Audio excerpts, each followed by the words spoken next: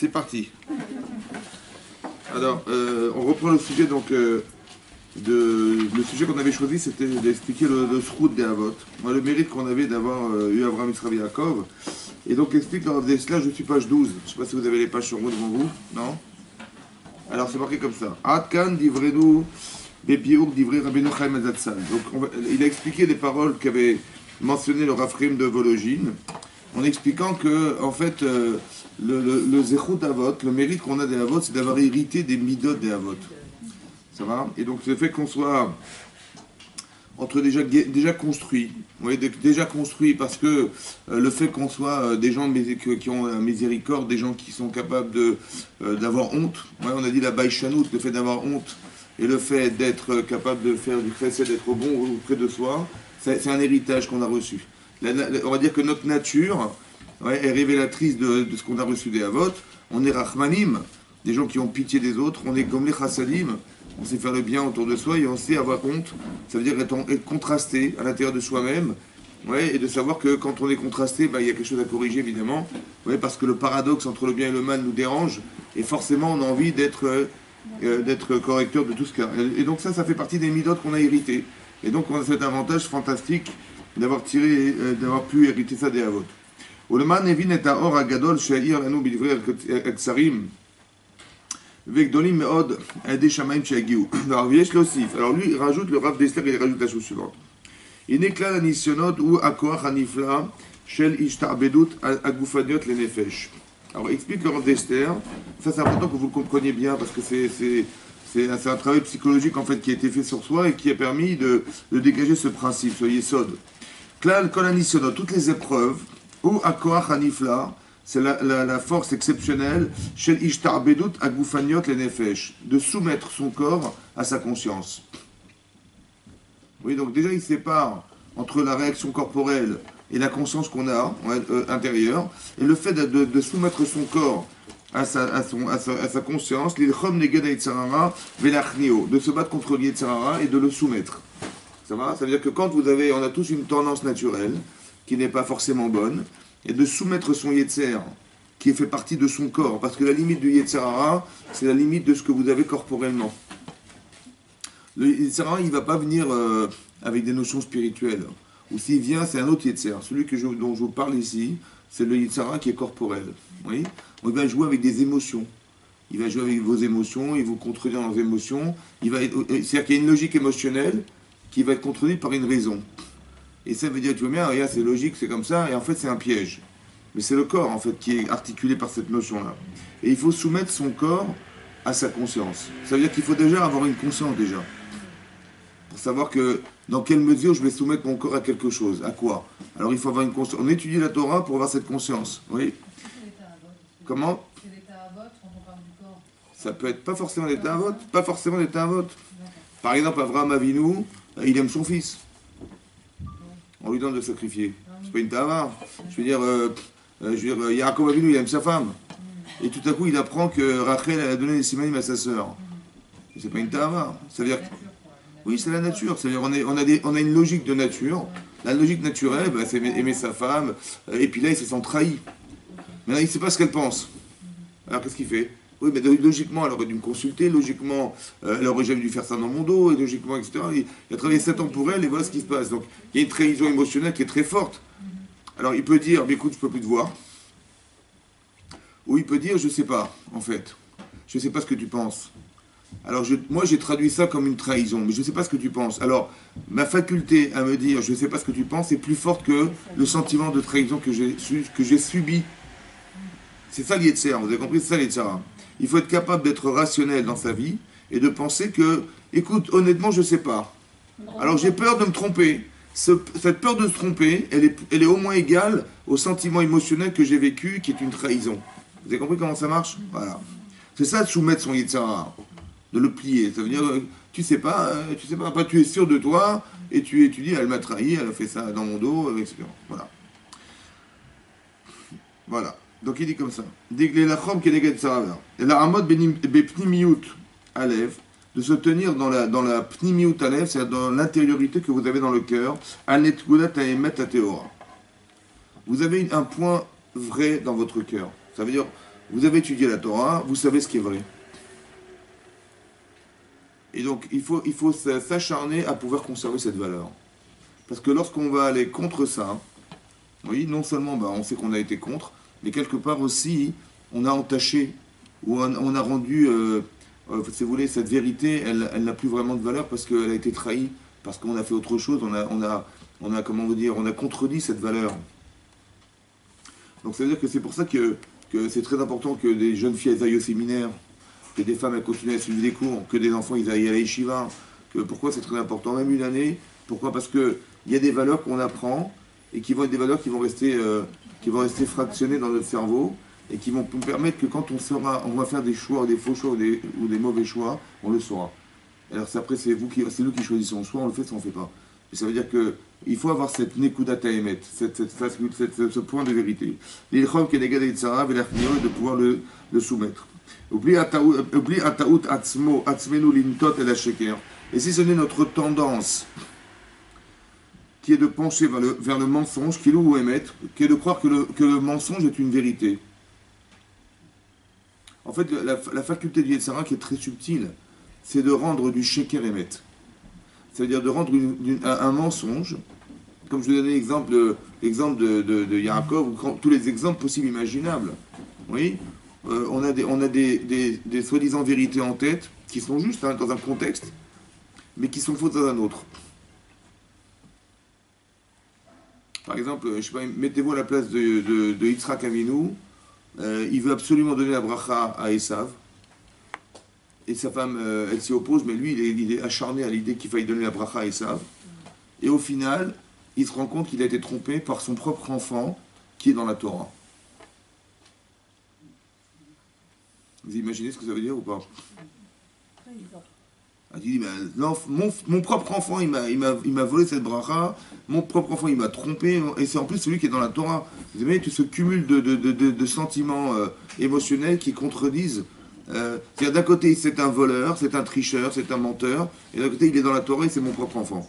Vous avez vu les contrastes et les paradoxes? Mais évidemment qu'il va sauter en l'air.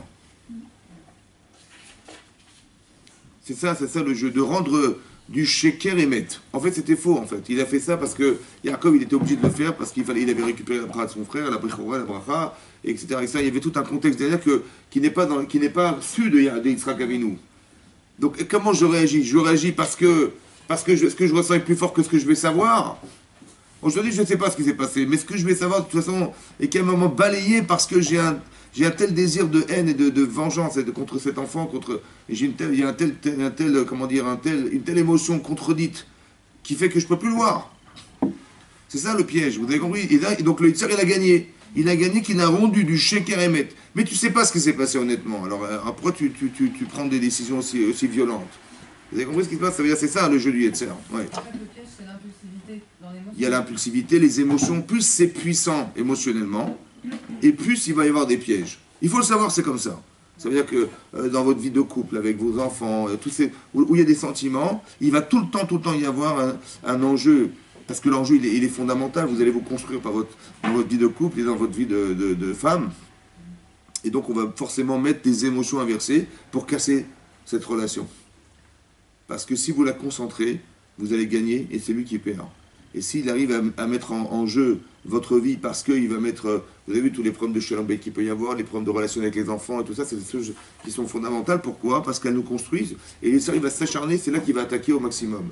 Donc il va créer des émotions inversées pour que justement on en soit victime et que justement on puisse casser ce système qui est un système très établi au départ.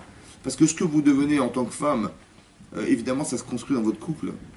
Tout ce que vous devenez, en fait, essentiellement, c'est dans votre famille que vous avez construite. C'est ça qui va se passer. Essentiellement, c'est là. Le reste, c'est accessoire. C'est-à-dire, vous allez travailler, vous allez faire autre chose, vous allez vous occuper, mais votre vie essentielle, elle se passe dans ce cadre-là, dans le cadre familial. Nous, en tant qu'enfants, on a grandi dans une famille, mais toutes les vraies valeurs, elles se sont construites dans cet espace. Après, l'école, c'est pour compléter des connaissances, etc. Mais les vraies valeurs, elles se sont construites là. Vous voyez, les vrais exemples sont là. C'est ça qui s'est passé. Donc c'est pour ça qu'il faut faire attention, parce que c'est là où il y a une concentration de spiritualité très forte, où il y aura un Yetzirah très fort. C'est comme ça. Vous avez vu tous les problèmes fratricides qu'il y a dans la Torah? C'est marrant qu'entre frères, ils veulent s'entretuer. C'est bizarre. La fraternité, on voit Caïn il tue Evel, comment il s'appelle, Ishmael il voulait tuer Yitzhak, il lui tirait dessus avec un coup de flèche, Esav il voulait tuer son frère Yaakov, etc. Il y a Yosef par ses frères, vous avez compris, il y a toujours un conflit. Pourquoi c'est comme ça? Parce que dès l'instant où il y a une valeur spirituelle très puissante, il y a forcément du Yetzirah très puissant derrière, pour casser ce lien, la fraternité. Et donc c'est marqué comme ça. Ve'alo aklal shel kol ele, ouais. Koach advekut el haemet behemet. Koach advekut. Il faut être fort dans son attachement à la vérité, en vérité, avec la vérité, la véracité et l'honnêteté. Il faut honnêtement être capable de pouvoir s'attacher. Oui. Ça veut dire pas de façon, on va dire entre guillemets, façonnée par des raisons religieuses. Voilà, bah, si je suis pas comme ça, comment on va me voir? Je ne serai pas religieuse, etc., etc. Non, non, il faut le faire béhémet. Ça veut dire que je le fais dans l'intention d'apporter quelque chose dans ma vie religieuse, dans ma vie avec Hachem. C'est ça qu'il faut comprendre. Il faut le faire, il faut savoir le béhémet et le faire béhémet. Par exemple, les conséquences que ça peut avoir, elles sont extraordinaires parce que quand vous faites ça béhémet, vous vous attachez pas seulement à la mitzvah, mais on s'attache à Hachem. Par exemple, quand Paro il va demander aux sages-femmes de sacrifier, de tuer les garçons qui allaient naître, bah, naturellement une femme refuse. Parce qu'elle est mère, parce qu'elle se dit, si j'avais été à la place de la mère qui va perdre cet enfant, comment j'aurais vécu ça? Donc elle peut pas, humainement, elle ne peut pas faire une chose pareille. Maintenant l'enjeu c'est sa vie contre celle des enfants. Alors il y a des femmes qui vont dire, par humanisme, elles vont dire, écoute, je préfère mourir, que c'est pas grave. Je prends le risque. Comment je vais supporter, moi, de parler à cette femme, à cette maman, que j'ai pris son enfant, je l'ai jeté au Nil. Vous comprenez, c'est impossible. Donc, par humanité, elle ne va pas pouvoir faire une chose pareille. Mais la Torah nous dit qu'elles ont fait parce qu'elles étaient Yireh Elokim. Qu'est-ce que ça a à voir avec la Yirat Hashem? Dis-moi, voilà, parce que par humanité, voilà ce qu'elles ont fait. C'est des femmes humanistes, voilà, elles avaient un grand cœur, elles ont préféré mourir pour des idéaux. Voilà, elles avaient un idéal, elles ont dit, voilà, je préfère mourir que de transgresser cet idéal. Non. On est dans les Emunat Hashem. Elles ont fait par Yirat Hashem. C'est quoi par Yirat Hashem?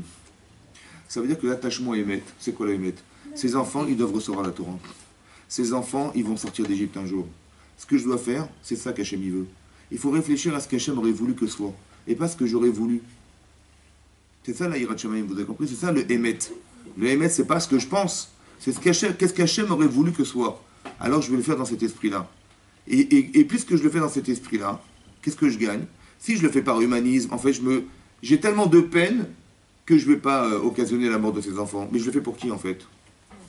Je le fais pour moi. Vous avez compris? Ça ne va pas dans le monde futur, ça. Parce que je l'ai fait par humanisme, je l'ai fait parce que c'était pas supportable.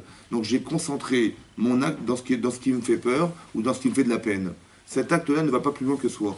Alors que si vous le faites dans l'intention d'Hachem, ils vont vivre parce que ces enfants-là, il faut qu'ils sortent un jour d'Égypte. Je ne sais pas comment je vais en sauver, mais il faut qu'ils sortent d'Égypte. Et par ce biais-là, on a permis de créer des Kohanim. Rachid nous dit là-bas que parce qu'elles ont sauvé des garçons, on a permis à ce qu'il y ait des Kohanim dans le clan Israël, il y ait des rois et des Lévi'im dans le clan Israël. Qu'est-ce que ça a à voir? Parce qu'imaginez-vous, Chazvé Shalom, si tous les garçons avaient disparu, parce que par eux, il aurait réussi l'entreprise, il n'y aurait eu que des filles. Mais on sait bien qu'un non-juif qui a des enfants avec une femme juive, l'enfant est juif. Donc il y aurait eu des juifs, de toute façon, il y aurait eu des juifs dans le monde. Seulement, il n'y aurait pas eu ce que le père apporte. On est juif par sa mère, mais on est Cohen par son père. On est Lévi par son père, et on est roi par son père. Voilà ce que les femmes n'auraient pas pu apporter. Donc en sauvant les garçons, elles ont permis, oui, de faire que dans le clan Israël, il y ait des Kohanim, des Lévi'im et des rois qui ont pu un jour exister dans le clan Israël par leur mérite. Quel mérite? Parce que c'est associé à la volonté d'Hachem de faire vivre ses enfants. Vous avez compris ce que ça veut dire? C'est-à-dire que quand on fait par Yirat Shamayim, ça veut dire quoi l'Yirat Shamayim? Ça veut dire de faire pas dans l'intérêt de soi, mais dans l'intérêt du ciel. C'est-à-dire il faut réfléchir, qu'est-ce qu'Hachem aurait voulu que je fasse? Pas qu'est-ce que j'ai envie de faire. Ça n'a rien à voir. Qu'est-ce que dans cette situation, comment je dois réagir? Qu'est-ce que la Torah aurait voulu que je fasse? Et dans cet esprit-là, alors carrément, on devient associé à Hachem. Ça n'a rien, vous avez compris, on n'est plus des éléments vecteurs d'une volonté, mais quelque part acteurs dans la volonté d'Hachem, ce qui n'a rien à voir. Vous avez compris comment ça se réfléchit? C'est pour ça qu'on dit que le Yitzhak arrive à vous dire, bah, attendez, il doit vivre, et moi aussi je dois vivre. Évidemment, le réflexe évident, c'est de vouloir survivre. Maintenant, comment ça se passe? Et d'un côté, je dis, mais pourquoi Hachem m'a envoyé une épreuve pareille? Et pourquoi j'ai un tellement grand Yetzirara derrière? Il est énorme le Yetzirara derrière de refuser une chose pareille, évidemment. Et qu'en plus le Yetzirara est fort, plus c'est révélateur que ce que je vais gagner ou ce que je vais devoir faire est fort. Parce que sinon le Yetzirara ne va pas s'acharner. Il n'a rien à gagner, lui. Que s'il veut nous empêcher très très fortement de le faire, c'est que c'est lui qui va perdre et nous qui allons gagner. C'est comme ça que je le sais. C'est pour ça que de tenir compte. Comment? Un grand combat. Oui, mais ça veut dire que déjà, quand vous savez ça, déjà, ça vous soulage. Parce que vous vous dites, tiens, purée, je vais gagner beaucoup. Alors que j'ai l'impression de perdre beaucoup. Quand j'ai beaucoup de terrain, j'ai l'impression d'être nul. J'ai l'impression d'être faible. J'ai l'impression que je vais me perdre. Alors que c'est l'inverse. C'est exactement l'inverse.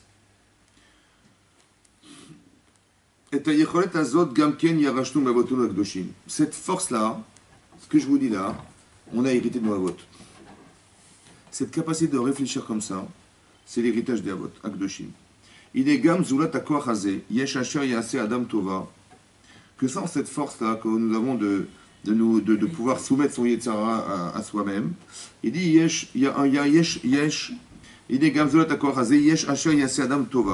des fois il peut arriver qu'un homme fasse du bien, il fait beaucoup de bien,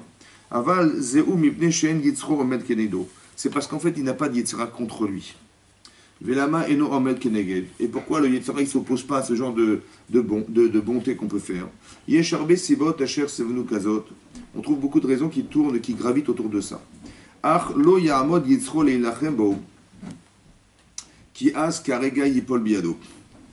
Que si le Yetzara, en fait, il est pas venu s'y opposer. Que si le Yetzara n'est pas venu pour essayer de le vaincre, qui az karega yipol biado, il va devoir pouvoir tomber entre ses mains.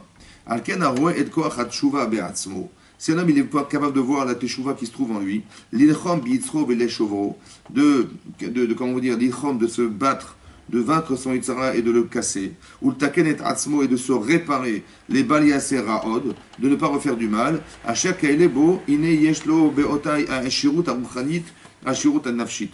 Qu'indépendamment du fait qu'il ait une richesse spirituelle, il a une richesse il s'enrichit de cette relation, de ce contact. Et ça, on pourra l'hériter de nos pères. C'est que le Rav Dessler est en train d'expliquer comme ça que quand vous vous battez contre quelque chose, soit vous battez pour faire une mitzvah, soit on se bat pour ne pas faire une avéra. Qu'est-ce qui est plus fort? De se battre pour réussir à faire quelque chose, ou de se battre pour éviter de faire d'une avéra. Pourquoi c'est plus fort? Parce que la mitzvah, on l'aura toujours là. La conséquence, elle est plus forte. Qu'est-ce qui est plus fort? La conséquence. Qu'est-ce que je suis devenu? J'ai hérité de quelque chose de très fort. Ouais.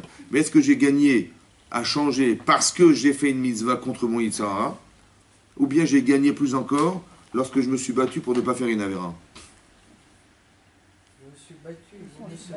On se bat pour une mitzvah ou on se bat pour ne pas faire une avéra? Qu'est-ce qui est plus fort? On se bat pour faire une mitzvah, ouais, il faut absolument que je réussisse à faire la mitzvah, ou bien de ne pas faire une avéra. Pourquoi? C'est quoi la différence de conséquence lorsque vous êtes forte parce que vous avez réussi à faire une mitzvah, ou vous êtes forte parce que vous avez évité d'en faire une avéra? Qu'est-ce qui est plus fort? On descend dans notre niveau. Comment? Vous avez évité de faire une avéra. On descend dans notre niveau si on ne fait pas la vera. Vous descendez ou vous montez? Vous avez évité de la faire. Oui. Vous avez grandi ou vous avez baissé? J'ai grandi. Très bien. Mais en quoi c'est plus grand de faire une mitzvah que de ne pas faire une avéra? Parce qu'une avéra, une mitzvah, on peut la refaire. Non, mais grandir. Vous avez fait une mitzvah, vous avez réussi, voilà, vous avez réussi à faire une mitzvah. On a réparé en fait. On a réparé que même le premier Adam, il a fauté. Enfin, c'est super dur. J'ai pas fait d'avéra. J'ai pas réparé, j'ai pas fait d'avéra. Non, mais ce que je veux dire, c'est qu'on l'a pas fait. J'ai gagné, j'ai On a gagné contre gagné Sarah. un combat. Mais vous l'avez gagné aussi dans la mitzvah. Il a combattu le terrain. On vous avait empêché de faire une mitzvah, vous avez fait la mitzvah. Vous avez gagné de la faire. Oui, mais dans la mitzvah, on attend des bénédictions ou. Non, non, pas forcément. Non, je parle objectivement. Objectivement. Pourquoi c'est plus fort d'éviter une avéra? Parce que j'ai combattu le terrain. Écoutez-moi bien. Quelle est la différence entre faire la volonté d'Hachem et ne pas transgresser la volonté d'Hachem?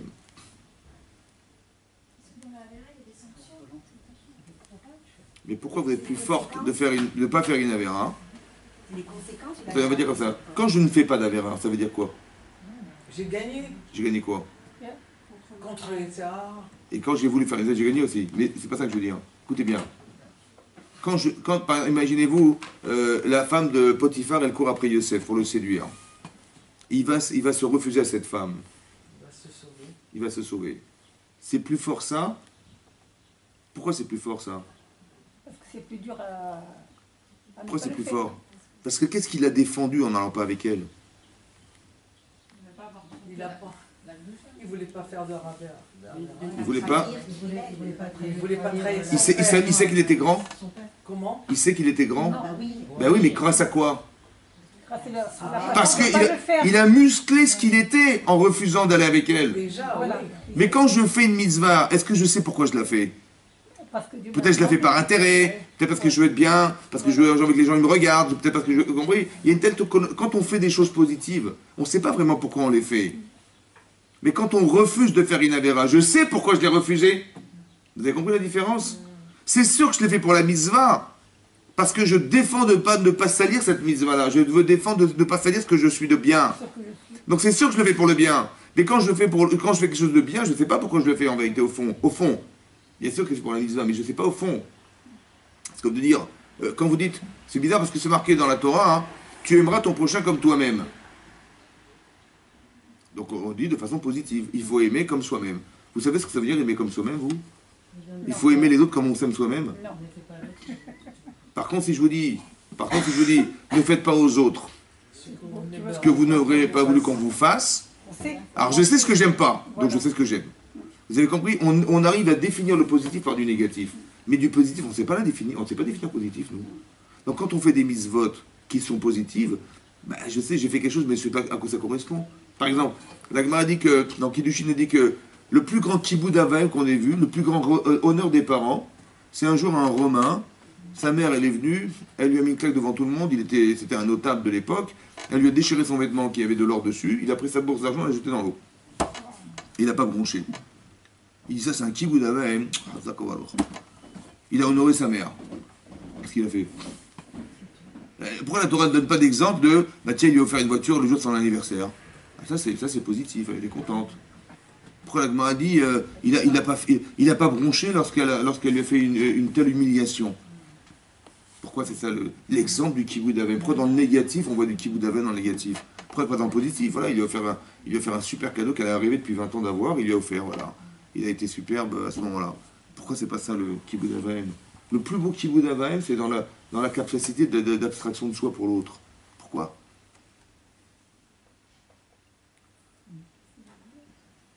Parce que, écoutez-moi bien, quand je fais kavod, au fond, je ne sais pas à qui je fais kavod. Peut-être que je me fais kavod. Quand j'offre une voiture à ma mère, ça me fait tellement plaisir. Peut-être qu'en lui faisant kavod, je me fais kavod. Dans le positif, j'ai du mal à définir. Par contre, elle m'a humilié. C'est son kavod contre le mien. Si je me tais, c'est que son kavod est plus grand que le mien. Vous avez compris ça? Si je bronche pas, c'est que son kavod, l'honneur que représente ma mère devant moi, il est plus grand que le mien. Par contre, quand je donne un cadeau, peut-être que... Hein? Comment? Mais vous avez compris, c'est ça le kavod. Le kavod, le respect des autres, c'est à la limite de ce que je suis. Donc quand dans le positif, c'est dur de le définir, c'est très très compliqué de définir le positif. Par contre, quand on te fait un affront, ou quand vous avez compris, dans se battre contre quelque chose qui va nous détruire, là je sais que quand je me bats, je sais pourquoi je me bats. Je me bats pour me construire, pour ne pas me détruire. Mais de se construire, mais de se construire en faisant des mitzvot, je ne sais pas ce que j'ai construit au fond. Qu'est-ce que j'ai construit au fond? Je ne sais pas, peut-être je l'ai fait pour moi, peut-être je l'ai fait parce que je joue à la bas, parce que je ne sais pas quoi, des raisons qui sont extérieures à soi. Par contre, quand on veut éviter du mal, c'est sûr qu'on va le faire pour le bien. C'est à 100% sûr. Vous avez compris? C'est pour ça que de se battre contre son Yetzer Hara, dans le fait de devoir nous perdre, c'est sûr qu'on va défendre la vie. Alors que quand je fais une mitzvah, a priori je défends ma vie spirituelle, c'est vrai. Mais je ne sais pas au fond du fond, est-ce que c'est pour ça que je le fais ou pas. C'est dur de définir du positif lorsqu'il n'y a pas de confrontation profonde contre soi. Par contre, quand on défend sa personne, ou on défend Hachem, ou on défend des valeurs parce qu'on voudrait les détruire, là on sait qu'on s'est battu pour quelque chose de positif, ça on sait exactement pourquoi on le fait. Et ça c'est beaucoup plus porteur, oui. C'est peut-être pour ça qu'il y a plus d'avérot que de mitzvot. Parce que la confrontation à se construire parce qu'on va éviter une avéra est donc toujours plus profonde est beaucoup plus imprégnante dans notre conscience que quelque chose qui est fait de façon positive. Oui. Est-ce que c'est pour ça, par exemple, que quand, par exemple, on fait du bien à quelqu'un, Oui. et que par la suite, il y a un conflit entre ces deux personnes, par exemple, C'est ça. on fait du bien, etc. Oui. L'enjeu, c'est de ne pas regretter le bien qu'on aura fait. Bien Parce sûr. que le bien qu'on aura fait, si on l'a fait des Shem Shamaïm, Oui. donc on n'a pas à le regretter. À ce moment-là, là, il est vraiment imprimé comme étant des Shem Exactement. Oui. Shamaïm. C'est ça. C'est ça. Des Oui. fois, il y a un retour arrière comme ça. Oui, mais c'est pour valider ce que vous faites. Voilà, Et c'est quoi valider? C'est ça. C'est quoi valider? Valider, Accepter. dans le sens où, voilà, que ce soit une acquisition réelle d'une mitzvah. Pas seulement ça. C'était vous ou pas? Hein? Quand vous avez donné, c'était vous ou c'était le cavote, Ouais, c'était le voilà, machin? c'est ça. Savoir où- Je sais pas. Ah oui. Alors on va vous mettre une situation où vous allez regretter. Si vous regrettez, c'est que c'était pas vrai. Voilà, exact. Vous avez compris ça? Tout à fait, voilà. Par exemple, Avraham Avinu, il va faire la Kedat Yitzhak. Ah, énorme. Et puis il apprend que sa femme elle est décédée à cause de ça. Il va regretter ou pas? Non. Ben, c'est ça l'enjeu, c'est sa femme contre lui. Il va dire, ah tu vois, si j'avais pas fait être vivante, en fait c'est faux. Mais ça veut dire, vous avez compris l'enjeu? Ça veut dire, c'était toi ou pas? C'est ça que ça veut dire. De regretter quelque chose, ça veut dire peut-être que tu l'as fait pour des raisons personnelles.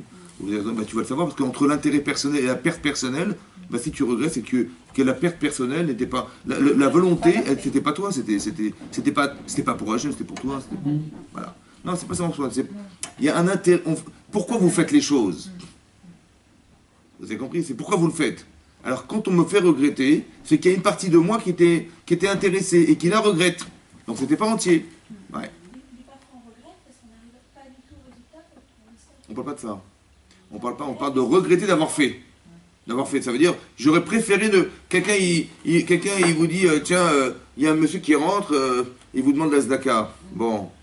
Il dit, bon, bah écoute, ouais, attendez, je n'ai pas de la monnaie sur moi, tiens, je vais descendre en bas, je vais chercher de l'argent, et je reviens, et je lui donne 50 euros. Bon. Et mon patron, il vient, il me dit, mais vous étiez où? Je dis, bah, j'étais en bas en train de ramasser, j'étais chercher 50 euros pour donner à un monsieur qui n'avait pas de quoi manger. Il me dit, mais vous rigolez, on a perdu 100 000 euros, là. Il y avait un rendez-vous, là. Le type, il est venu, il voulait signer le contrat, il vous a pas trouvé, il est reparti. Quoi? J'ai perdu 50 euros, et là, j'ai perdu encore 100 000 euros. Et je suis fini, la zaka terminée, hein. Ah, c'est fini, la zaka, je ne veux plus de la zaka. Vous avez compris ce qui se passe? C'est-à-dire que, voilà, je vais regretter d'avoir fait cette mitzvah, parce qu'en face, on m'a mis un truc, j'aurais pu gagner 100 000 euros, je les ai perdus à cause de lui. Hein. Vous imaginez? Voilà. C'est ça, regretter la mitzvah. C'est-à-dire quand t'as donné, ben attendez, bon, on va s'en servir. C'est-à-dire que tes intérêts personnels sont plus grands que les intérêts des autres. Ça, vous avez compris? C'est ça. Non? Le dimanche? Alors, qu'est-ce que vous n'avez pas compris? La difficulté de savoir est-ce que j'ai vraiment fait la mitzvah sincèrement. C'est ça. Pour ça qu'on m'a mis des situations de vie où je vais peut-être regretter ce que je vais faire. Parce que si je dis non à ce qu'on veut vraiment me faire regretter, alors c'est que j'ai validé ce que j'avais fait au départ. Mais valider, ça veut dire que c'était moi, c'était pas quelqu'un d'autre. Il n'y avait pas deux personnes en moi, l'intéressé et le pas intéressé. En vérité, ça me dérange de donner la zakat parce que je perds de l'argent. Mais est-ce que tu le donnes vraiment ou pas? Bah, tu vas le voir. Si tu regrettes, c'est que c'était pas toi. C'est ça que je veux dire. Ve'ata alokol echad mimenu yochal ladaat. Donc maintenant dit le Rav Dessler, chacun d'entre nous pourra savoir ilo ifsid et arosher agadol. Si vraiment il a perdu cette richesse extraordinaire, Asher nachal ma Avraham, Yitzhak et Yaakov avotenu, qu'on a pu hériter de nos pères Avraham, Yitzhak et Yaakov. Ce qui explique le Rav Dessler en gros, c'est que votre nature, elle vient des votes. Votre nature, votre tendance naturelle vers faire le bien, votre tendance naturelle à avoir honte de soi quand on fait du mal, etc. Quand il nous arrive quelque chose, on dit j'ai dû faire une bêtise. Ça va? Mina Shamaïm, j'ai dû faire une bêtise, c'est pour ça que ça n'a pas fonctionné. Cette réflexion-là, elle vient des votes. Pas dire c'est à cause de lui, c'est à cause de elle, c'est à cause de ça. Non, c'est à cause de moi. Cette réflexion-là, c'est ça. Vous avez compris? La différence, elle est là. Comme par exemple cette paracha de Vaishlach, Yaakov, il va voir Esav arriver. Oui? Et il va faire teshuva. Qu'est-ce qu'il y a un rapport avec la teshuva? Il va se battre contre l'ange. Il dit mais non, défends-toi, fais la guerre, prépare-toi. Et même quand il fait la guerre, qu'est-ce qu'il fait? Il fait pas la guerre. Il dit voilà, on va couper le camp en deux. Ben, s'il attaque un camp, l'autre pourra se sauver. Ah, super guerre, Chazak ou Baruch. Quelle guerre? Vous avez compris? En vérité, ce que vous voyez dehors, c'est ce qui se passe dedans. Comme si Hachem avait dit à Yaakov, écoute, tu vas disparaître. C'est comme ça qu'il le comprend, Yaakov. Ça veut dire quand il voit Esav arriver, il comprend que c'est un message divin. C'est pas Esav qui m'en veut en fait. C'est que Esav ne m'en veut que parce que quelque part il y a quelque chose en moi qui ne fonctionne pas. Et c'est tellement grave ce que je suis au présent que Hachem il pense que ça vaut pas la peine de continuer. Comme ça, il faut le réfléchir. Donc il doit chercher en lui, Yaakov, quelque chose qui va pas le déranger, ou qui va pas l'empêcher d'avoir plus d'argent, ou qui va pas l'empêcher de je ne sais pas quoi. Non, c'est que fondamentalement, Yaakov n'existe plus. Donc il y a quelque chose de fondamental en Yaakov qui fait qu'il ne peut plus continuer à exister. C'est ça qu'il voit Yaakov Avinu. Et donc quand il fait Teshuvah, bizarrement, alors qu'il est venu avec 400 hommes et ça pour le tuer, n'est-ce pas? Il voulait faire sa fête ce jour-là. Et bien il vient, il l'embrasse, et il lui dit je t'ai offert des cadeaux, mais il dit non, j'en ai plus besoin. Il devient, je sais pas, il retrouve un côté fraternel incroyable. Est-ce que c'est un chaliar, ça? Comment? C'est un chaliar. Mais comment ça se fait? Il est venu dans la nuit. Dans la nuit même, il fait Teshuvah à Yaakov Avinu, il se bat contre l'ange des sables, et donc il arrive à le vaincre. Et il dit dorénavant, tu t'appelleras plus Yaakov, tu t'appelleras Israël. Et parce que tu as. Il lui dit à vous, il dit je te lâcherai tant que tu me béniras pas, je te lâcherai pas tant que tu me béniras pas. Et Rachid explique que quand tu reconnaîtras pas que la bracha me revient, je te lâche pas. Et il va dire oui, elle te revient. Et quand ça arrive, il dit ouais, Maji Elecha Yelach. C'est ce que tu as eu, ça te revient. Bizarrement, ce qu'il va dire Esav, c'est exactement ce que l'ange il a dit. Comment c'est possible? Vous avez compris ça? Ça veut dire que ce qui nous arrive, dès que le reflet de ce que nous sommes. Mais c'est pas là-bas qu'il faut le solutionner, c'est là qu'il faut le solutionner. Et quand tu solutionnes intérieurement, eh ben tout à coup la réalité elle change. Tout à coup Esav il t'adore, il t'embrasse, et il te dit bah oui, ce qui te revient, te revient. C'est quoi? Mais est-ce que réellement il a embrassé? Il n'a pas embrassé? Rachid dit il est marqué Vaïchabek Oto, Vaïchak. Et Rachid dit qu'il l'a mordu parce qu'il y a une halakha, mais finalement il y avait quelque chose de. Rachid Abayramed Rabbi Shimon Orechaï qui dit que halakha, c'est quelque chose qui est immuable, que Esav sonnait Yaakov, mais là à ce moment-là bizarrement il l'a embrassé. Mais comment c'est possible? Ça veut dire comme ça. Ce qui nous agresse, en fait, quand on nous traite de ça juif, c'est quelque chose de pas juif chez nous. Alors au lieu de dire, tu vois encore des antisémites, encore des Palestiniens, il y a encore des machins, en vérité, bon, tu vas éliminer ça. Mais en vérité, le premier, il est là. Si c'est pas lui, ce sera un autre. Vous avez compris? C'est comme ça que j'ai expliqué que Yaakov, il a eu peur de mourir, il a eu peur de tuer. Il est marqué Vayar, Vayetzerlo. Vayar, il a eu peur de mourir. Vayetzerlo, il était inquiet de tuer les autres. Il dit, pourquoi pas? On veut te tuer, tu te défends, c'est normal. Il a eu peur de ça. Pourquoi il a eu peur de ça? Parce qu'il a eu peur de croire que ce que je vois, c'est ça, la vérité. C'est pas ça, la vérité. La vérité, c'est que tu as un problème. Alors tu vas tuer en face, tu vas tuer ok, Khazak. Et après, si c'est pas lui, ce sera un autre. Parce que le problème, il est là, il est en toi, il n'est pas dehors. C'est pas l'autre qui est problématique, c'est toi qui est problématique. On a juste avoir la émouna, qu'on a utilisé quelqu'un pour te rappeler que tu as un souci. Alors, en vérité, ton problème, c'est ça qui nourrit la haine des saves. Et donc, il va t'agresser, évidemment, c'est comme ça. Donc, au lieu de te battre contre lui, essaie de te battre contre ce qui t'agresse au fond de toi-même. Et en déplaçant ça, ou en le corrigeant, tu vas corriger forcément le regard de l'autre. C'est ça qui est extraordinaire. Vous avez compris? Mais ça vient des Havot, ça. C'est quoi le problème de Yaakov? Comment? Qu'est-ce que Yaakov se retrouve? Alors, il y a un cours, il est un peu long à vous expliquer, mais il y a un cours. J'ai fait un cours là-dessus. Ouais, c'est un peu trop long. Hein? C'est à cause de la. Non, madame pose la question. cause des Pourquoi il. Non, c'est plus profond que ça. Ok, mais je ne peux pas l'expliquer là maintenant. Il y a un cours là-dessus, peut-être à l'occasion de l'expliquer. Alors on y va. Vous avez compris ça? Vous avez compris que c'est ça, ce regard-là, c'est le regard des Havot. C'est ça qu'il faut apprendre. Ou Magdola, il dit comme ça. Donc le Rav Dessler explique, il dit comme ça. Il dit Nachal Avotenu, mais Avotenu Yitzchak Yaakov. Mikol Akdoshim, ou Mikol Kedushenu, me'az ve'adata. Ou Magdola as-sichlut shel ota asher yechlifu et yerushat avotem ha'ashira ha'geshmiut ha'nimucha she'en ba mamash. Qu'est-ce que c'est dommage que cet héritage spirituel qu'on a hérité, on peut le mettre dans la matérialité, ve'od yoter bizeh ki tim'u et nafshotam ba. ויהיו לכל ימי חייהם למס עובד, ובכל מצוקות החיים ישלטו בהם חס ושלום, ולא יבינו ולא יסיקו בדעתם. Et donc ils ne pourront jamais atteindre ni comprendre Bedartam dans leur esprit, et ça, comment on se sauve de ça? Ashrenu, Shizakilu Lit'om Mitsouf, Matok Torah Gdosha. Heureusement qu'on a pu goûter au parfum et à la douceur de la Torah. Venilmod Ba Yesodot Kaele Letov Lanu Kolayamim. On peut apprendre de la Torah ce que dit Rav Dessler et qui nous serviront toute notre vie. Lichiot Chaye Nachat Veroneg. On pourra vivre une vie Nachat apaisée, oneg et de plaisir. Be'osher Mouchani. Par une richesse spirituelle, ou bemetek itkarvut et la vidbarach, et de pouvoir se rapprocher d'Hachem, Hachanuchal les kavot aliédésé, qu'on pourra espérer grâce à ça, kinilmod la da'at, on pourra apprendre et savoir, et atov apnimi, le véritable bon, la bonté, le tov, le bien, apnimi, un profond, chez Bechol Maaseh Hachem Imanu, qui se passe grâce aux actes d'Hachem avec nous. Quand on dit que tout ce que nous vivons est Tova, il faut comprendre que le Tov, c'est pas ce qu'on vit, le Tov, c'est ce qu'on devient. Oui, ce que devient Yaakov Avinu. Vous imaginez, Esav, il veut le tuer, et parce qu'Esav veut le tuer, il va devenir Israël. Vous avez compris? C'est-à-dire que la pression organisée par Aman contre nous, elle va nous faire teshuva toute l'Israël, et on va être sauvés grâce à ça. Donc en fait, nous, on pensait que c'était un mal en soi, mais le Tov, c'est pas ce que vous vivez, c'est pas ce qu'on vit, parce que c'est un traumatisme profond, et c'est ce qu'on devient par ça qui nous fait devenir plus forte. C'est ça qui est Tov. Voilà. Venier, Meusharim, Tamid, Bechol, Matzav, Sheye, et de voir qu'à chaque fois, il faut toujours traduire dans le bien. Ça veut dire, il nous arrive quelque chose, oui, je sais pas moi, il voit Esav arriver, quand Hachem, on vit des choses pas faciles forcément, mais tout ce qui nous arrive, en fait, est déconstruit pour le bien.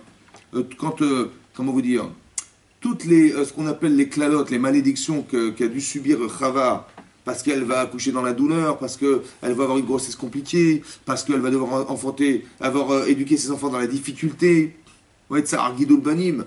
On dit, bah ouais, bah la pauvre, c'est dur quand même, d'accoucher dans la douleur. Vous avez compris? En fait, c'est Tova. Et nous, on comprend ça en général, on dit, ben voilà, il vaut mieux ça qu'autre chose. Voilà, elle a été punie, elle a fait une bêtise, elle va souffrir, et toutes les femmes souffriront toute leur vie d'accoucher, ou d'avoir des grossesses compliquées, des nausées, voilà, c'est comme ça, c'est pas grave, il vaut mieux ça qu'autre chose, non? Voilà, ou alors d'éduquer ses enfants dans la difficulté, il vaut mieux ça qu'autre chose. Donc voilà, on a été punis, on a été mis dans un coin de la classe. Comment? Voilà, c'est comme ça qu'on réfléchit. Oui ou non? Parce que c'est vrai qu'on a fait une grande bêtise, et comment vous disiez maintenant? Mais non, en fait, c'est pas ça. Hein. En fait, c'est pas ça. Il faut le comprendre autrement. Parce qu'il vaut mieux rendre intelligent Hachem, ça vaut le coup des fois. De rendre intelligent Hachem. Que pas Hachem, c'est le petit professeur d'école, on a tous 10 ans. Il dit, t'as fait une bêtise, va au coin là-bas, et va réfléchir là-bas, va là-bas, et puis après on se retrouve. Non, c'est pas ça. Hachem, c'est plus que ça. Hachem, c'est plus que ça. Ça veut dire qu'il faut comprendre dans la souffrance qu'est-ce qu'on a gagné. Parce que quand on fait un acte égoïste, ça veut dire qu'on prend pour soi en pensant que Hachem nous interdit de faire une chose et dit non, je vais faire à ma sauce. Et donc je fais pour moi. Ouais. Ou quand Chava elle propose à son mari de manger du Hetzadarat, parce que Rachi explique là-bas, parce que elle a dit bon moi je vais mourir mais moi il va vivre et puis monsieur il va épouser une autre femme que moi, ça me dérange quand même. Ah oui, alors il faut qu'il meure avec moi comme ça je suis tranquille. Vous avez compris, c'est ce que dit Rachi. Il faut qu'elle meure avec moi. Ça veut dire que par bonté associative, elle va tuer son mari.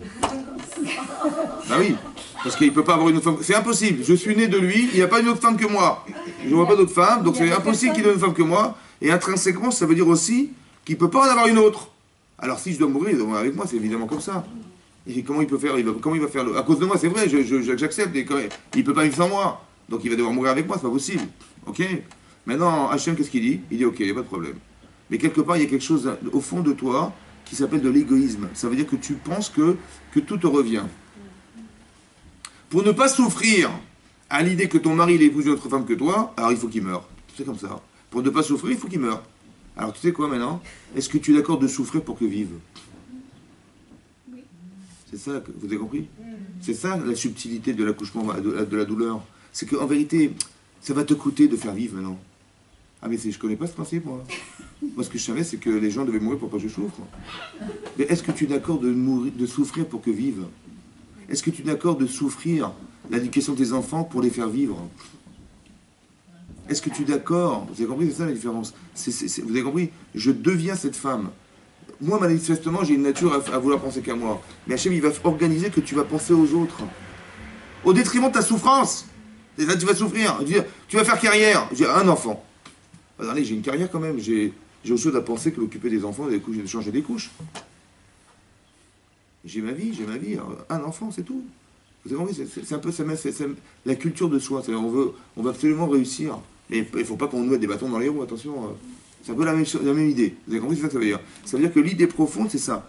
Donc comprenez-le intelligemment, ça veut dire que si Hachem il a fait ça, c'est pour le bien. C'est bien pour elle. Eh bien c'est bien, dans tous les cas c'est bien. Ça a été pensé toujours les Tovas. Le problème, c'est qu'on le traduit comme des enfants. Papa, il m'a amené chez le médecin pour pour faire un vaccin. Mais quand j'ai vu la piqûre, j'ai dit, mon père, il est fou. Et quand j'ai vu le médecin, mais je crois que c'est un bourreau, moi. Et ben, on réfléchit comme des enfants. Ça veut dire, voilà, ben, mon père, c'est fini, je le connais plus, mon père. Il m'a mis la piqûre, il m'a planté dans le bras, je crois qu'il allait me... Bon, mais c'était pour ton bien, chérie, c'était pas pour... Et quand on est adulte, et tout à coup, on dit, ouais, ben, heureusement que j'ai fait ces vaccins quand j'étais petit, parce que... Vous avez compris, c'est exactement pareil. C'est quand on croit que Dieu nous punit, ou qu'on est comme des enfants qui croyons qu'Hachem, il est là pour nous punir. Il faut arrêter ça, c'est fini ça. Il faut comprendre que derrière, il y a une tova. C'est dur, hein. De s'acclimater, c'est dur. Mais c'est pour qu'on devienne quelqu'un d'autre. Quand vous allez à l'école, on vous demande de faire des matières, etc. Il faut vous acclimater à ce qui va se passer dans le futur. Mais c'est dur de faire des exercices, c'est dur de retenir, c'est dur d'avoir des bonnes notes, c'est dur. Mais c'est l'acclimatation qui est dur. Mais quand on a réussi, on est devenu quelqu'un d'autre, évidemment. C'est ça qu'Hachem il voulait. Cette réflexion-là vient des Havot. Parce qu'Esav, à la différence d'Esav, c'est quand il a vu que son frère, il lui a pris la bracha, et il avait même pris sa bechora au départ, il dit, ah, j'ai compris, qu'est-ce qu'il a fait comme... Dans mon dos, il m'a fait ça. Il est malin, hein. Ben, je vais le tuer quand mon père mourra, je le tuerai. Je vais me débarrasser de ce qui me dérange. Vous avez compris, hein? Ça, c'est la réflexion d'Esav. Je vais me débarrasser de ce qui me dérange. Parce que quand il est là, ça va pas, et quand il n'est pas là, je suis tranquille. C'est comme un enfant qui veut se débarrasser de son petit frère. Oui, parce qu'il me prend ma chambre, il me prend mes jouets, il me prend mes parents, il me prend mes grands-parents, monsieur. On lui fait des bisous à lui et moi non. Attends, ça va, ouais? Ah non, ça va pas. Je lui arrache les cheveux, moi. Et ça, c'est la réaction du bébé, vous avez compris? Du bébé de 3 ans. Mais l'adulte, il réfléchit comment? Qu'est-ce que tu vas te débarrasser de l'autre? Ben, cette pensée-là, elle n'est pas naturelle.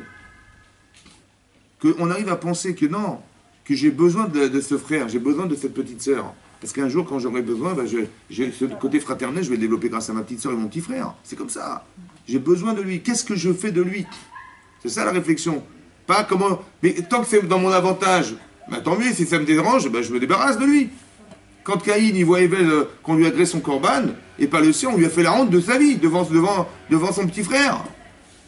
Il va vouloir s'en débarrasser, parce que tant qu'il est là, je ne peux plus le voir. Il est la cause de ma souffrance. Cette pensée-là, hein, elle est destructrice. Les Havot ont pensé que c'est pas comme ça que ça marche. Si tu veux détruire, cesse. Quand tu vois que tu as de la haine, de la rancune, de la vengeance, etc., c'est Yetzirah. C'est l'Yetzirah, d'où je sais, parce que c'est marqué dans la Torah. Assure d'avoir de la haine, d'avoir de la rancune, assure d'être têtu, assure de... Donc, ça veut dire que si je suis têtu, si je suis rancunière, si je me venge, c'est forcément faux. C'est que ma lecture, elle est fausse. Parce que c'est ce que la terre interdit. Donc, ça veut dire que c'est ce qui alimente mon mauvais penchant. Mais c'est interdit. Ça veut dire que c'est pas comme ça qu'il faut lire. Il faut lire. Vous savez comment il faut lire? Mais si son corban, il a été agréé, c'est qu'il a forcément fait mieux que moi. Alors, je vais apprendre de lui. Mais c'est mon petit frère. Mais apprends de ton petit frère. Il a réussi. Apprends. Ah non, maintenant, je suis le grand frère, moi. T'as compris? Au lieu de dire, ah ben il a sûrement fait quelque chose de mieux que moi, c'est pour ça qu'Hachem il a créé son corban. Parce que quand je m'énerve contre la situation, je m'énerve contre qui? Je dis, bah, c'est à cause de mon petit frère. Ouais, il a mis un corban, soi-disant mieux que moi, et Dieu il m'a fait la honte de ma vie devant lui, et je lui en veux. Je m'en veux. Quand je m'énerve, je me rebelle contre qui? Contre Hachem. C'est que ça qu'il faut comprendre. Quand je vois une situation de vie en couple, avec mes enfants, et je me rebelle, mais c'est qui a créé cette situation? Vous avez compris ça? Il faut arrêter. Parce qu'on se rebelle contre Hachem. Comme si c'était de la faute de mon mari. Mais c'est la faute de mes enfants, c'est la faute du voisin, c'est la faute de machin. Mais non. Est-ce que la prière, là, peut prendre tout son sens à ce moment-là? Le fait de parler avec Hachem dans une souffrance. Il faut comprendre ce que ça veut dire. Qu'est-ce qu'on va lui demander? C'est comme je vous dis, voilà, votre enfant, il n'a pas réussi à faire un exercice de mathématiques. Ouais. Et ben, il va prier Hachem, je t'en prie, fasse que la prof elle soit plus indulgente, que ma note elle change. Là, c'est ton travail. Là. Il faut comprendre il faut comprendre quel est le sens de la prière. Oui. Qu'est-ce que je lui demande? Ouais. Je lui demande quoi? D'avoir la patience, de l'aider. Comment? Des fois, sans l'aide d'Hachem, on peut pas. Qu'est-ce qu'il faut lui demander quoi? J'ai pas compris. Plus de patience. Si l'enfant n'a pas réussi à faire les devoirs de maths, on ne va pas demander que la prof et tout ça, mais on peut demander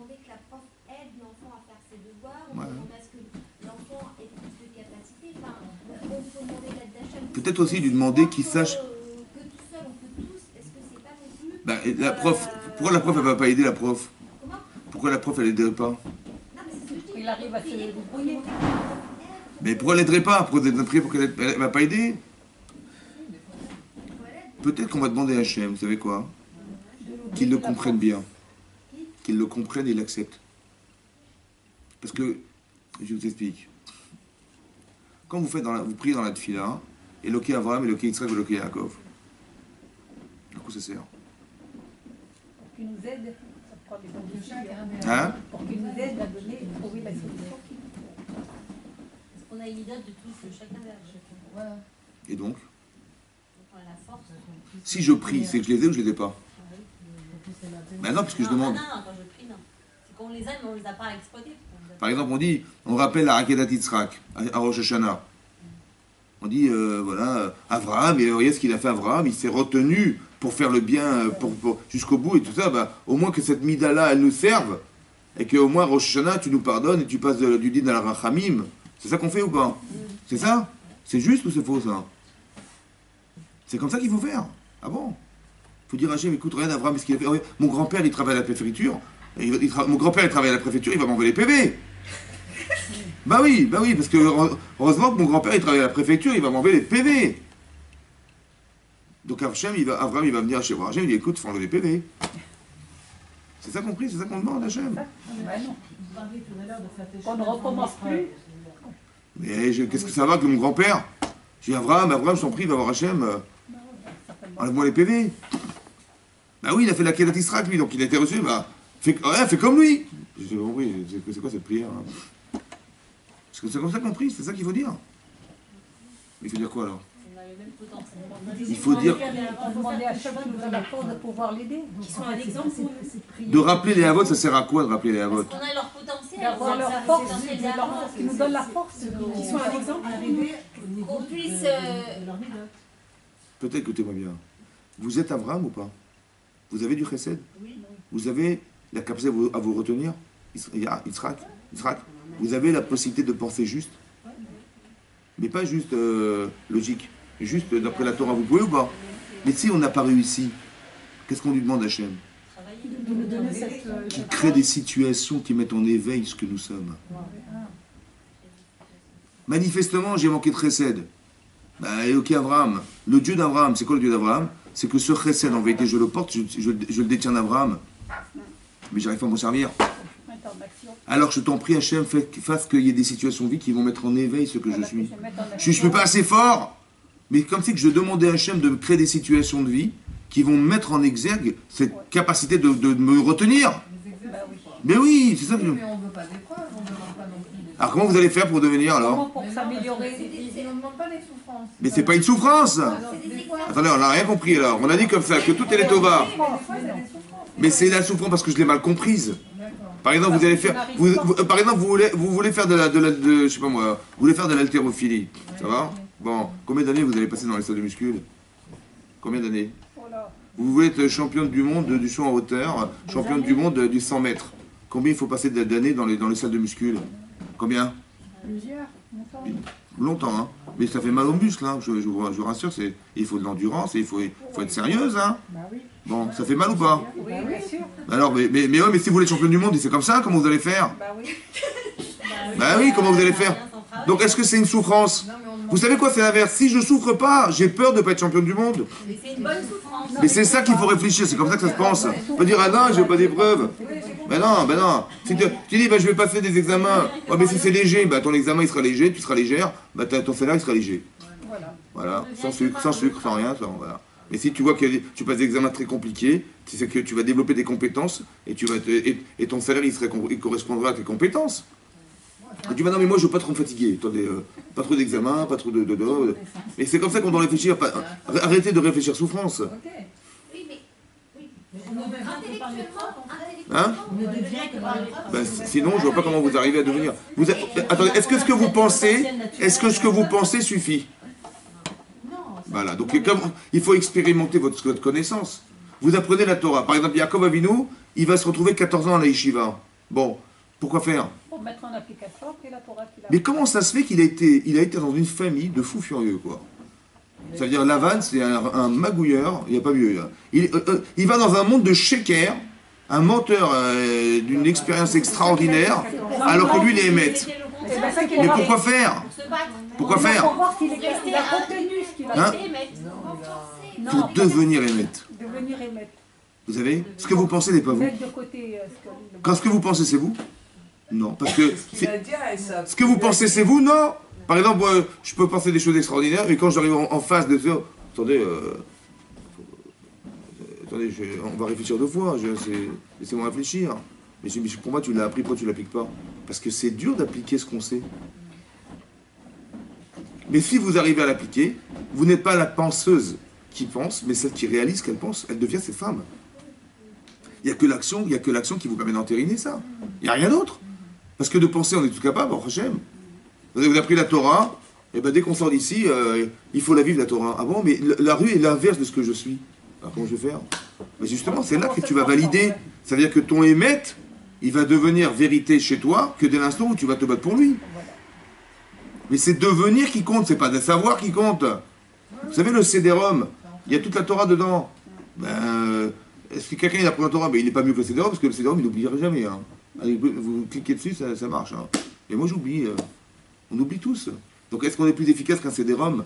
Ou qu'il y a tout dedans, il y a toute la Torah dedans? Il y a l'ordinateur. Mais c'est ça la différence, il faut vivre. Il faut faire vivre aussi. Parce que le CD-ROM, c'est une connaissance qui est morte. Mais si j'apprends ça, j'apprends. Voilà, je dis, bah voilà, je sais. Et c'est par quoi? Parce que je sais quoi. Là, je suis l'ordinateur, là. Mais il faut entériner ça, il faut que j'existe avec. Exister, c'est autre chose. C'est mettre en expérience. C'est de la théorie à la pratique. Mais la pratique, ça change. Parce que mon corps, il ressent pas ce que ma tête pense. Donc j'ai un décalage entre ce que mon corps ressent et ma tête pense. Quand il vous arrive, il peut nous arriver, frères et jeunes, de faire des avérotes, et on dit, bah, écoutez, j'ai pas pu résister. C'était plus fort que moi, j'ai pas résisté. Mais qu'est-ce qui est plus fort que toi? C'est toi. C'est qui est plus fort que toi? C'est toi. Tu dis, ah, j'ai pas résisté, c'est plus fort que moi. C'est qui l'autre? Il y a quelqu'un qui t'a poussé? J'ai pas compris. Hein? C'est l'esprit, c'est nous-mêmes. C'est le corps et la neshama, c'est le combat entre le corps et la neshama. C'est entre ce que tu désires et ce que tu sais. Je savais que c'était grave et j'ai pas résisté. Le plaisir ou le désir de faire la vera est plus fort que ce que je savais. Ça veut dire que ta connaissance n'est pas arrivée à l'émotion qui suffirait à repousser cette avéra. C'est un travail. Mais ça veut dire quel travail?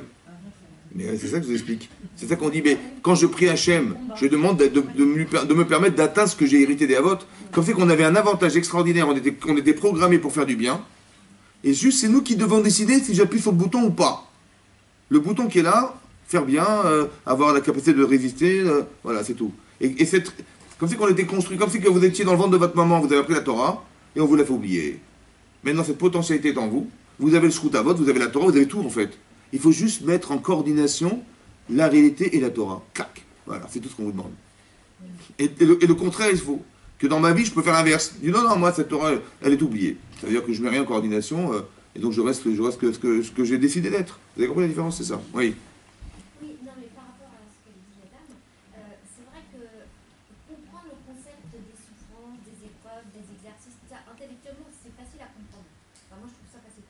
Après, à appliquer quand vous souffrez vraiment et d'être capable dans toutes les souffrances. Pour ça que j'ai dit. Merci. J'ai pas dit ça. Je dis pas merci d'avoir souffert. Hein. Non, mais ce que je veux dire, c'est que. Aujourd'hui, vous savez qu'on vous fait un vaccin. Aujourd'hui, vous savez que le vaccin vous sauve. Attendez, quand vous savez que le vaccin vous sauve et qu'on vous prend la piqûre, on vous la plante dans le bras, ça vous fait mal? Sur le moment, si. Mais est-ce que vous avez mal comme si vous ne saviez pas ce qu'on vous faisait? Vous avez compris? C'est ça que je voulais vous expliquer. Voilà. Écoutez-moi bien. Est-ce que c'est la même douleur? Est-ce que c'est la même douleur? Vous avez bien. Quand je dis ça fait mal, vous savez ce qui fait mal? C'est quand on n'est pas adapté. C'est ça qui fait plus mal. Le plus mal, c'est l'inadaptation à la situation. Parce que je n'étais pas préparé, parce que je ne m'attendais pas, parce que je ne suis pas forte, parce que machin, ça me fait mal. Et quand vous êtes forte, par exemple, je sais pas moi, vous êtes championne de karaté, ça va? Et vous baladez dans le Bronx.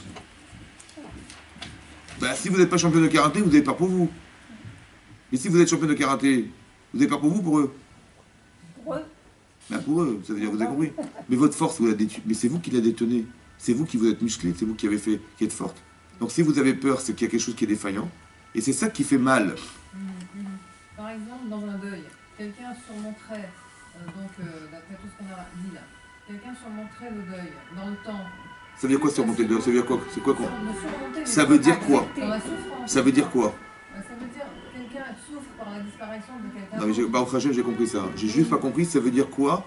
Qu'est-ce que vous faites pour surmonter le deuil? Oui, alors le fait c'est quoi d'oublier de quoi alors? Le fait d'avoir conscience De la réalité que la personne qui est décédée, elle est la Neshama, elle est montée, enfin toute cette connaissance là. Mais ça suffit pas ça.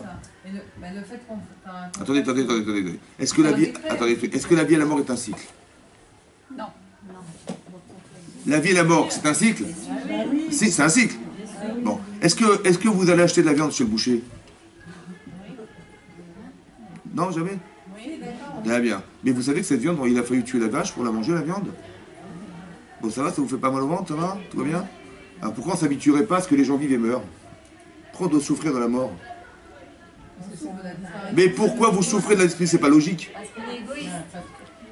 C'est comme ça. Alors écoutez-moi bien. C'est pas logique, puisque de toute façon, écoutez-moi bien, la personne disparue, elle est mieux où elle est ou elle est mieux sur Terre? Alors pourquoi on pleure? Mais pourquoi il y a une souffrance de la disparition des gens? C'est de l'égoïsme pur, ça c'est pas normal.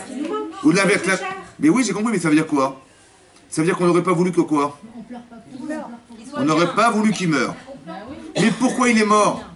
Parce que la faute existe, intrinsèquement la faute existe.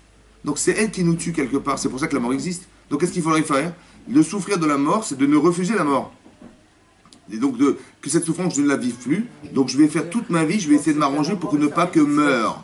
Ça veut dire que je vais faire des choses positives, je vais positiver mon existence, je vais éliminer tout ce qui va nourrir ce qui nous tue, je vais l'enlever. Jusqu'à ce qu'on arrive à quoi? À la résurrection des morts. Pourquoi? Parce que à la fin, l'Agma dit que le tsara va disparaître. Mais pourquoi il va disparaître? Parce qu'il ne pourra plus se nourrir de rien. Il n'a rien mangé, donc il ne pourra plus vous attirer vers quelque chose. Vous croyez que quand Abraham il a fait la Kélat Israq, on dit tiens, il a fait la Kélat Israq, on dit bah, tiens, tu veux pas, on va en boîte de nuit ce soir, on va aller danser.